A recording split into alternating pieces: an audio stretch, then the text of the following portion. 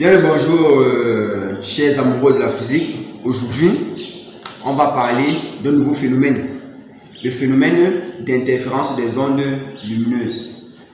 Voilà, c'est quoi le phénomène d'interférence d'ondes lumineuses? En fait, c'est quoi en fait? C'est l'observation d'une alternance, de franges sombres et brillantes après une superposition de deux ondes lumineuses. Vous voyez un peu? Donc, comment est-ce qu'on fait pour apercevoir, pour observer ce genre de phénomène? Un phénomène où on interpose deux ondes lumineuses et on trouve que il y a une alternance d'interférences constructives et d'interférences destructives. Alors, comment est-ce qu'on peut réaliser? Dans un premier temps, je vais vous dire comment est-ce qu'on fait pour obtenir ce genre de phénomène. Le phénomène est très simple. Il suffit de prendre une plaque opaque, c'est-à-dire qui ne laisse pas passer la lumière. Une plaque opaque, d'accord? Et qu'on va percer deux trous circulaires S1 et S2 d'égal diamètre et distant de A. S1 et S2 sont distants de A. Il faut souligner que S1 et S2 sont deux sources secondaires qui proviennent d'une source primaire. Alors, après avoir percé les deux trous S1 et S2 sous forme circulaire, on va prendre un faisceau lumineux monochromatique. Donc, on va prendre un faisceau qui renvoie une lumière monochromatique de longueur d'onde lambda. D'accord? Et on va diriger vers la plaque opaque. Une fois qu'on va la diriger vers la plaque opaque, on va observer une diffraction sous forme circulaire. D'accord? On observe d'abord une différence sous forme circulaire, ce qui est normal. Mais en fait, le plus fascinant, c'est quoi? Le plus fascinant, c'est le fait que, après avoir dirigé cette lumière monochromatique sur les deux sources secondaires, on observe une alternance de franges constructives, de franges sombres et brillantes. En d'autres termes, on observe une interférence destructive et une interférence constructive.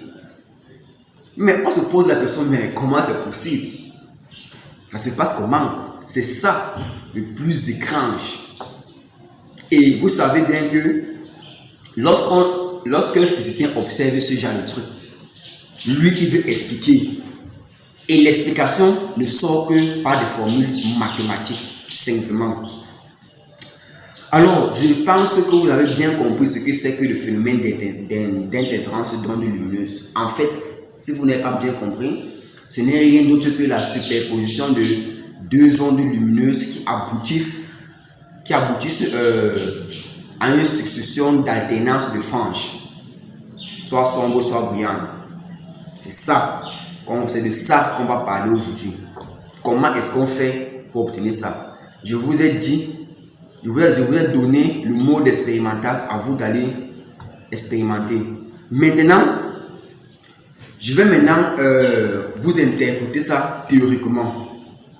Alors, j'étais en train de dire que, comme le physicien est ce qu'il est, il a observé et il veut interpréter. Oui, on observe et on interprète. Pas des lois physiques et pas des calculs mathématiques. Simplement, on n'invente rien. Alors, il faut déjà dire que le phénomène d'interférence ne se manifeste pas seulement qu'avec des ondes lumineuses. Elle peut aussi se manifester avec des ondes acoustiques. Donc, ça va de soi. D'accord? Et le schéma qui va s'afficher sur l'écran, c'est le schéma complet d'un phénomène d'interférence en un point.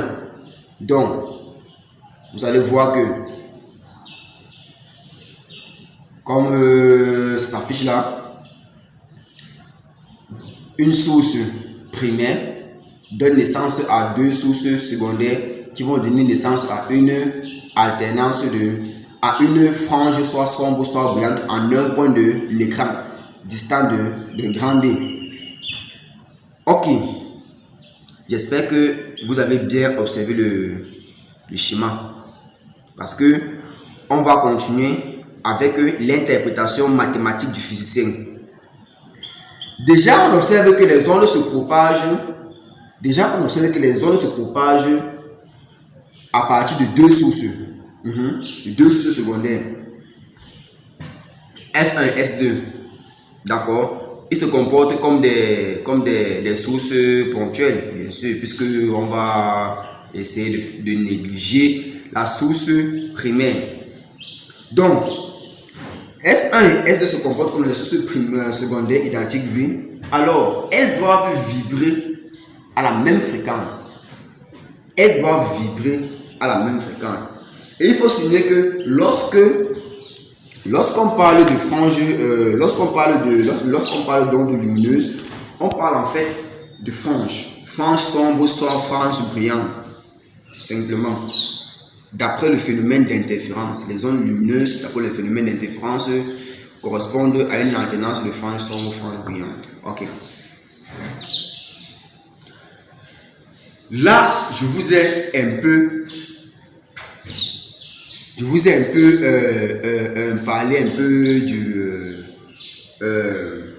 du schéma, quoi. Le schéma qui s'est affiché. Donc, je voulais juste vous expliquer un peu comment est-ce que on fait pour avoir ça expérimentalement. Donc, déjà, vu de face, vous voyez un peu. Maintenant, le travail sera seulement de donner les conditions d'interférence. Parce que vous savez, on n'a pas le phénomène d'interférence bêtement. Pour obtenir ce genre de phénomène, on doit satisfaire deux conditions en fait. Donc il faut donner les conditions pour que ce phénomène soit satisfait ou bien pour que ce phénomène soit réalisé. Donc, pour réaliser ce phénomène, c'est simple. Deux sources lumineuses, que ce soit acoustique ou lumineuse, c'est la même chose. D'accord? On se demande, est-ce que deux sources lumineuses, que ce soit polychromatique ou monochromatique, d'accord, que ce soit lumineuse ou acoustique, peuvent-elles donner naissance à un phénomène d'interférence après superposition des deux ondes,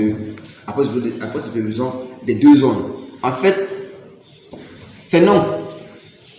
Parce qu'en fait, on n'obtient pas le phénomène d'interférence bêtement. D'accord?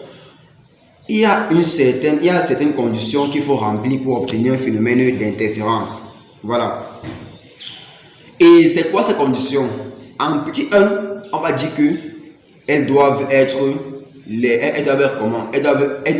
avoir un même état vibratoire. Ça veut dire qu'elles doivent avoir une même fréquence. Elles doivent vibrer à une même fréquence. Et elles doivent être identiques et cohérentes. Ça veut dire quoi quand on dit cohérentes? Ça veut dire que elles doivent avoir un déphasage constant. D'accord? Elles doivent avoir un déphasage constant entre elles. Donc entre les deux zones là, il doit avoir un déphasage constant. Et à tout instant, il faut préciser. Alors, aujourd'hui, je vais démontrer, on va dire ça comment? Je vais dire ça terre à terre. Terre à terre que la lumière, plus la lumière, peut donner l'obscurité. D'accord? Ça peut donner l'obscurité. Ici, là, on va dire que l'obscurité là correspond à la frange sombre. Donc, c'est pas sorcier. C'est mathématique et c'est physique, ça s'explique. Ce qu'il faut retenir, c'est quoi? D'accord? C'est que le phénomène d'interférence résulte de la superposition de deux ondes lumineuses. Elles doivent être synchrones et elles doivent être cohérentes. Donc, elles doivent avoir un déphasage constant entre elles. D'accord.